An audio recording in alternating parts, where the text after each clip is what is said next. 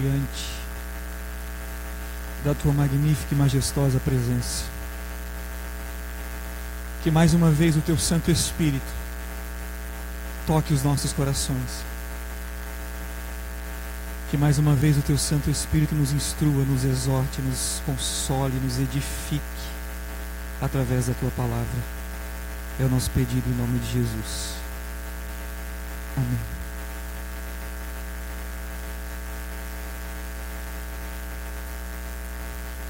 Então, o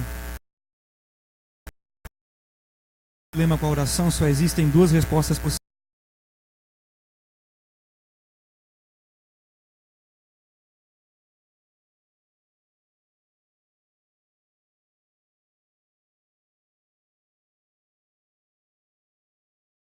A convicção de que existe alguém nos ouvindo, partindo da firme convicção de que existe alguém que nos entende, ainda que nós não o entendamos. Não se preocupe quando você orar. Você não precisa entender Deus. Deus te entende. É muito provável que aqueles que têm dilema e dificuldade com a oração é porque foram expostos a contextos e situações e palavras e ministrações que te traumatizaram a respeito de oração, que não te ajudaram, que não te abençoaram, que não te conduziram a um entendimento completo e pleno a respeito de oração. Eu passei e venho passando por alguns caminhos parecidos, e é normal, porque nós ouvimos e falamos muito a respeito de oração. Aliás, se nós orássemos o tanto que falamos e temos a consciência que precisamos orar, seria maravilhoso, mas não é o que acontece. E quando nós era pequeno e fazia uma arte, o nosso castigo era orar. Vem cá, 15 minutos de oração. E se nós fizéssemos alguma coisa errada, ou se nós quiséssemos pedir alguma coisa para o pai, para a mãe, ou para qualquer pessoa, a gente falava, se você me der eu fazer, eu prometo que eu vou mais cedo no culto para orar. E nós fomos descontextualizando a oração, e nós fomos descaracterizando um deleite e transformando o que é para ser um deleite em uma mera tarefa. E nós transformamos o momento, o ápice da nossa intimidade, do nosso deleite, do nosso derramar-se aos pés de Jesus, em simplesmente uma tarefa, como um soldado que bate continência ao seu superior. E aí não há cristão que entenda deleite nisso. Não há cristão que aguente isso.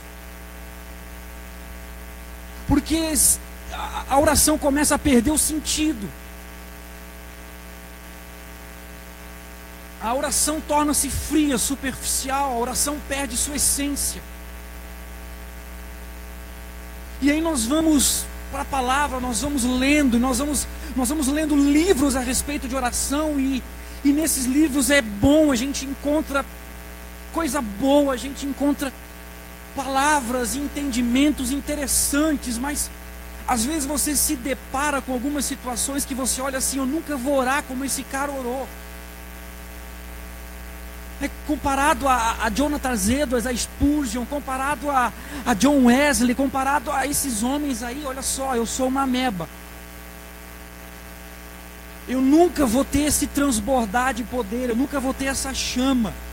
E aí nós vamos para a palavra de Deus, e aí nós migramos da oração tarefa, nós migramos da oração pagar promessa, nós migramos da oração castigo para a oração argumento. E nós transformamos a nossa oração num mero jogo de argumentar para convencer, chorar para comover a Deus. Como se nós fôssemos para a palavra de Deus e pudéssemos, dentro da palavra, encontrar os argumentos e as frases perfeitas para colocar diante de Deus e dizer: está na tua palavra, então tu tens que cumprir. E a nossa oração torna-se um mero jogo de interesse. Porque, na verdade, nós não queremos deleite. Nós queremos convencer o Pai de nos dar o que queremos. Nós não queremos o Pai, nós queremos o que o Pai tem para nós. Nós não queremos o abençoador, nós queremos a benesse, a bênção. Nós não queremos relacionamento com o doador, nós queremos a dádiva. E aí nós entendemos que quanto mais forte for a nossa argumentação, mais fácil vai ser Deus nos responder muito mais rápido. A gente deve pensar que é melhor do que Jó, né? Que está até hoje esperando a resposta.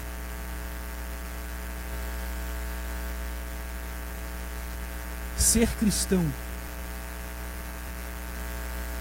não é como 2 mais 2. Não é. E nós transformamos a nossa oração em um mero jogo. E nós vamos argumentando com Deus. E nós nos esquecemos que quando Paulo diz que nós não sabemos orar, aí Paulo põe uma vírgula lá e diz assim: mas o Espírito intercede por vós com gemidos. O que significa inexprimíveis? Com gemidos que palavras não podem expressar. O Espírito Santo, que é Deus e conhece todas as línguas do mundo, todos os dialetos do mundo, todas as falas de todas as tribos, línguas e nações do mundo, quando ele ora para falar com o Pai, ele não ousa sequer dizer uma palavra. Ele geme. Ele geme. Lembra que eu disse que é só um lado da verdade? Eu não estou dizendo que você não pode falar na oração. Ele geme. Mas a nossa oração não é um jogo para argumentar com Deus para que Ele mude a sua vontade. Você lembra de um homem que Deus mudou a sua vontade porque ele orou? Quem lembra? Ezequias. Você lembra de alguém que orou muito e Deus não mudou a sua vontade?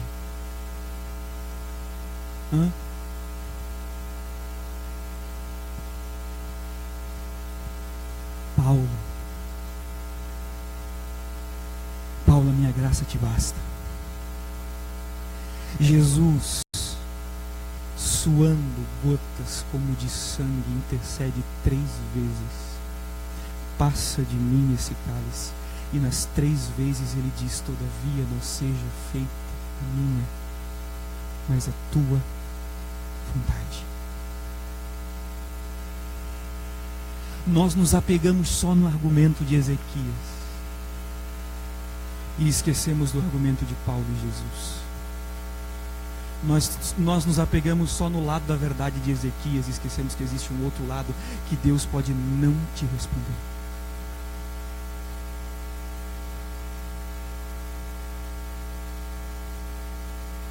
E aí a nossa oração vai minguando, e nós literalmente paramos de orar e paramos de nos deleitar e de nos relacionar com Deus. E quando nós paramos de orar, sabe o que acontece? Tem gente que deve estar pensando assim: esse pastor é doido, ele leu em ansiedade e está falando de oração. Não tem loucura nenhuma, porque o contrário de não estar orando é estar em ansiedade. Ou você está em oração, ou você está ansioso. Não tem neutralidade nessa situação. Não tem meio termo. O contrário de ansiedade para nós cristãos é oração. E se nós não estamos orando pelos mais variados possíveis e justificáveis motivos, nós vamos estar em ansiedade. Note que Jesus não diz: não sejam ansiosos. Jesus nos conhece melhor do que nós mesmos. Jesus sabia que é impossível nós não sermos ansiosos. Ser e estar são duas coisas diferentes. A ansiedade vem de fábrica, é original.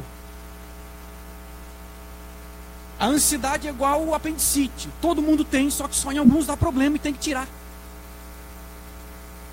Então a ansiedade em níveis normais, chamada pela psicologia de ansiedade generalizada, todos nós temos. Se entrar um leão rugindo pelaquela porta, todo mundo sai correndo, isso é ansiedade. Você quer se defender, você quer cuidar da própria vida. Todo mundo tem um pouco de ansiedade. O problema é nós cristãos andando em ansiedade.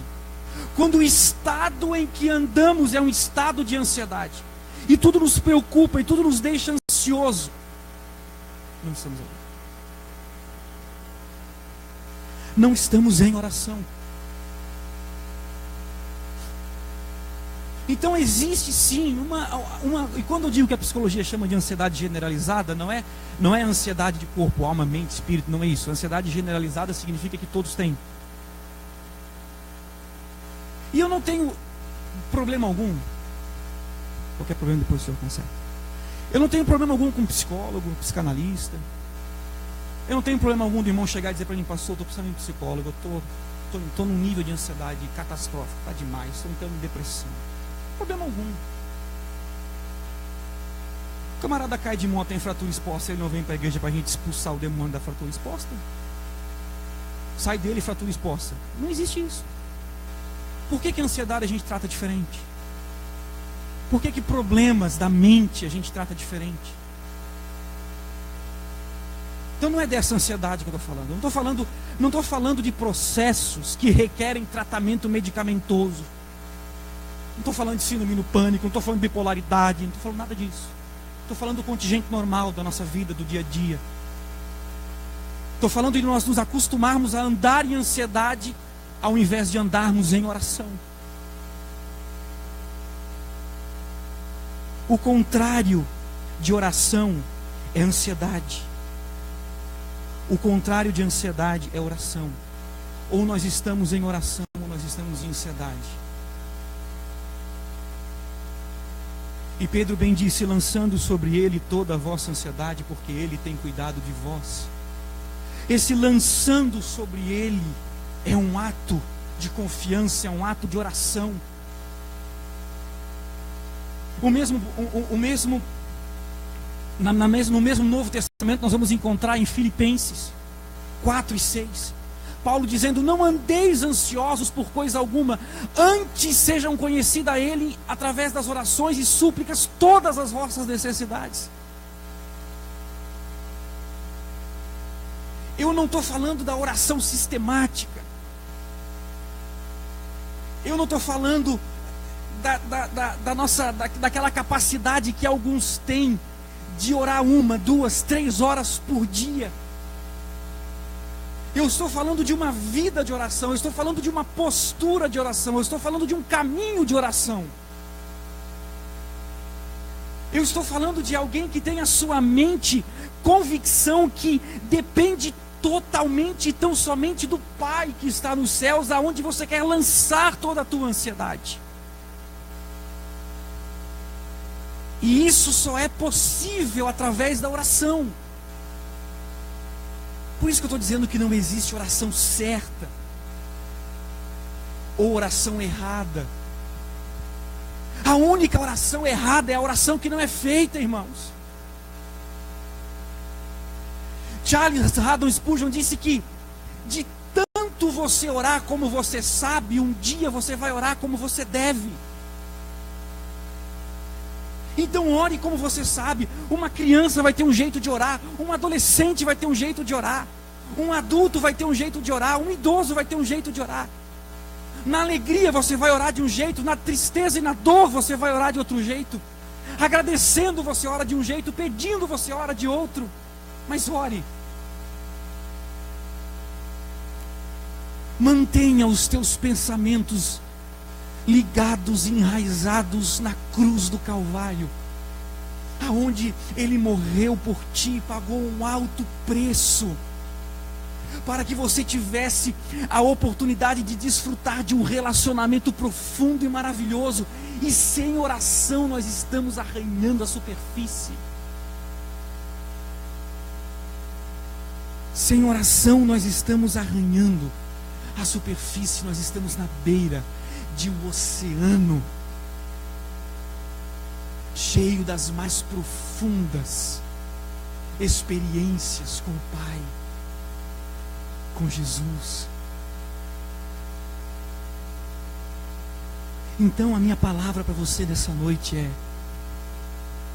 vamos ressignificar a oração. Existe um texto de Lucas 11, a partir do 8, do 9, que Jesus fala a respeito de oração, e aquele versículo, pedir, buscar, bater, com a licença dos irmãos, é tão mal interpretado, é tão usado, como eu disse no início, para argumentar contra Deus e dizer: o Senhor falou que se pedisse com fé, eu tenho fé, deleita-te no Senhor e Ele concederá o desejo do teu coração. Irmão, quando você estiver deleitado no Senhor, não vai mais ser o teu coração, já vai ser o dele. Quando você estiver deleitando-se no Senhor, acabou no teu coração o egoísmo, a ira, o teu ego já está sufocado. Tu já vive em amor, tu já vive para o outro, tu já é sensível à dor do outro, tu já estende a mão. E aí você, deleitando-se no Senhor, vai pedir o quê? Com um coração desse cheio de amor e de generosidade, vai pedir bênção para te satisfazer o teu ego? O que você vai pedir? Pedi e dar-se-vos-á. Essa raiz dessa palavra pedir, como foi escrita lá em Lucas, é uma raiz que dá origem a muitas outras palavras, e dentre essas muitas outras palavras encaixa-se a palavra mendigar. Sou estranho, não sou? Porque a conclusão de Lucas 11, 9, 10, ali o 13 e o 14, Jesus está dizendo para nós pedir o Espírito. Se nós somos maus, nós sabemos dar boas dádivas aos nossos filhos, então imagina, vosso Pai Celestial não vos dará o Espírito Santo a quem lhe pedir. É como se Jesus estivesse dizendo: é a única coisa que vocês precisam pedir, não precisa pedir mais nada. Peçam o Espírito Santo, transbordem do Espírito Santo, sejam cheios do Espírito Santo, governados do Espírito Santo, e aí fim, não precisa de mais nada.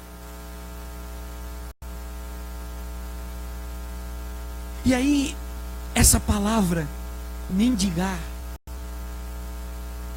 não traz a conotação que o Espírito Santo é uma esmola.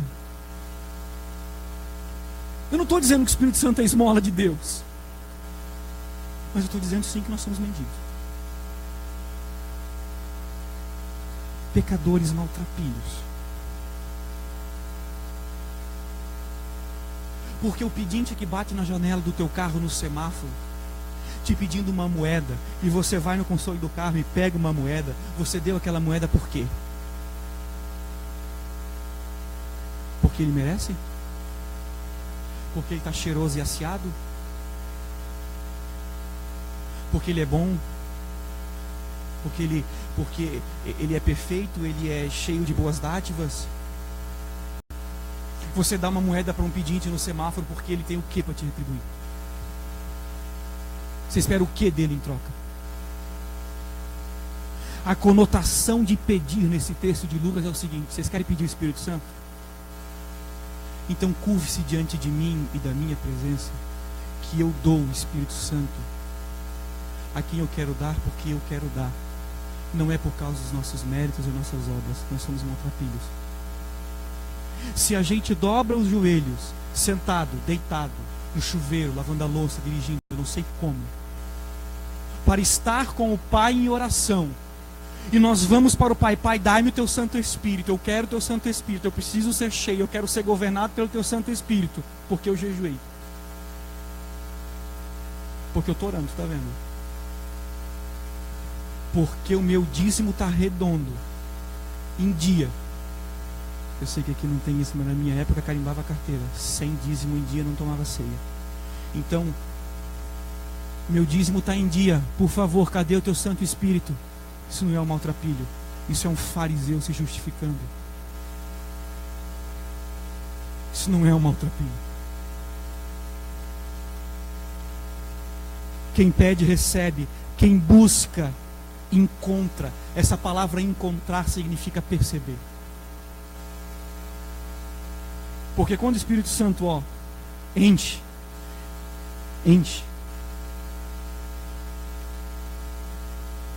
a gente consegue ver tudo à nossa volta. A gente começa a perceber tudo o que está acontecendo à nossa volta.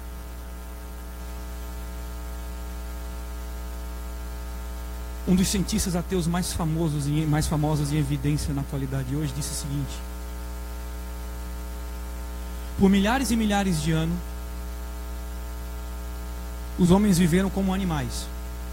Mas em algum momento, alguma coisa catastrófica aconteceu que nós mudamos. Nós passamos a saber falar e a saber ouvir.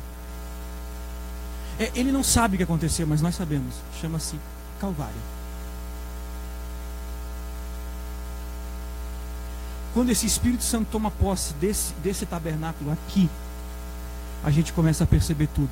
Saber falar, ouvir, ter generosidade, ter amor, ter mansidão. E o fruto do Espírito torna-se evidente na nossa vida. E aí, a última parte, tudo que bate, se abre. E essa abertura que Jesus está dizendo em Lucas é soluções de acordo com a minha vontade. E às vezes a solução de acordo com a vontade de Deus não é o que a gente esperava. Se eu fosse deixar apenas uma coisa para você pensar a respeito de oração,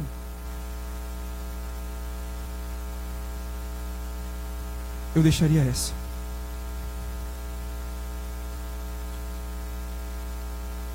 Fale com o teu pai como pródigo que foi embora e depois voltou. Não como pródigo que estava em casa, porque os dois eram pródigos ali, né? Fale com ele assim: eu não mereço absolutamente nada. Trata-me como um serviçal, como um dos teus empregados. Não, tu é filho. Se eu fosse deixar algo para você repensar e ressignificar a respeito do teu relacionamento de oração com Deus, eu diria a você: ore tendo a plena consciência de que tudo que te alcança não é porque você merece. Essa é a justiça, essa é a diferença entre justiça, misericórdia e graça. Justiça é receber o que merece, misericórdia é não receber o que merecia, e graça é receber aquilo que não merecia. Ore com essa convicção de que você é um filho amado do teu Pai, e você quer apenas Ele, te deleitar nele, te relacionar com Ele, e o que Ele te der, te deu. Aliás, não é teu, é para te compartilhar. Esse Deus egoísta, que dá bênçãos egoístas para filhos egoístas, não faz mais parte das minhas convicções. Amém. É isso. Deus abençoe os irmãos. Em nome de Jesus. Amém.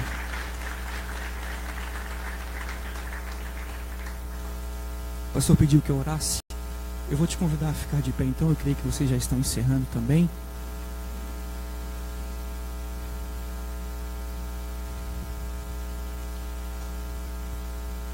Aleluia, Jesus.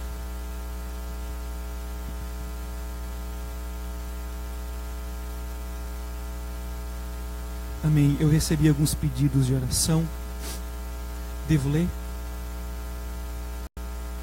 Então hoje eu não vou ler, que eu estou nervoso. Posso não entender a letra, mas Jesus conhece todos os nomes que estão aqui. Jesus conhece todas as necessidades que estão aqui. Amém? E nessa oração de agradecimento a Deus por essa reunião tão abençoada, vamos agradecer e vamos interceder por essas pessoas e cada uma das necessidades que aqui estão. Pai amado, estamos diante da Tua presença. Não queremos um Deus entendível, não queremos um Deus que se enquadre em nossos pensamentos. Não queremos um Deus explicável, um Deus enquadrável em nossa teologia, não. Nós não nos relacionamos com um amontoado de teorias, nós nos relacionamos com uma pessoa.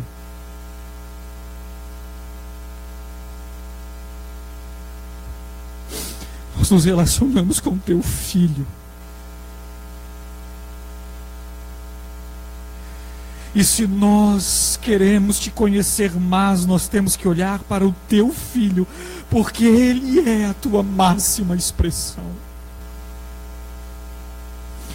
Ó Deus Pai de nosso Senhor Jesus Cristo, aqui estão pessoas, vidas necessitadas.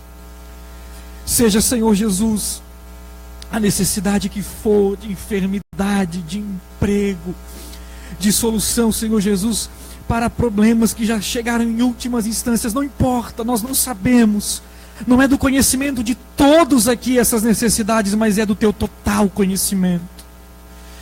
Nós oramos a Ti, Senhor Jesus, porque cremos e sabemos que Tu és o único poderoso, amoroso e generoso, que faz tudo pelos Seus filhos de acordo com a Tua vontade e por causa da Tua graça. É a nossa oração em nome de Jesus. Em nome de Jesus. Amém. E amém, Jesus. Amém. Muito obrigado, pastor.